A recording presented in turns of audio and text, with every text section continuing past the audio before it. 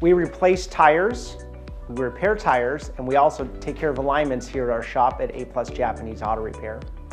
When do you know you need tires? Well, we'll inspect that, but if you want to take a look at your tires yourself, you want to look at the inner edges and the outer edges in the middle, and you want to look at the front and rear tires.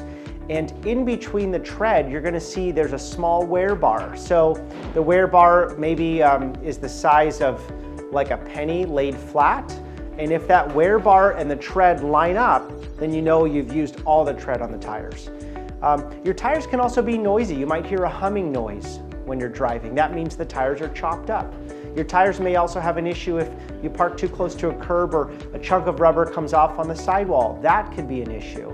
Or we've seen some cars where the car sits for a long time, doesn't get driven very often, and you'll get age cracking on the outside of your tires. So these are all items that you can check yourself.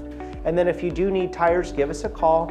We change hundreds of tires a month, so we have a great rate for you, and then we'll get the vehicle aligned at the same time. www.aplusjapaneseautorepair.com, 650-946-1856, San Carlos, California.